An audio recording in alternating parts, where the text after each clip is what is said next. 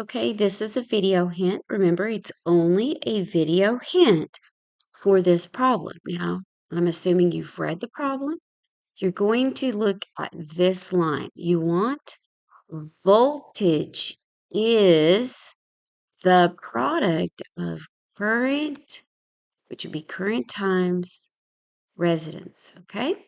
Now, calculate this with the given information.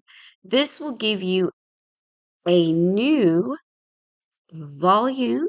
With that, you need to use that volume and substitute it into this equation, V equals RC, with amps, and then you solve for R. Okay, now you can go back and try it again.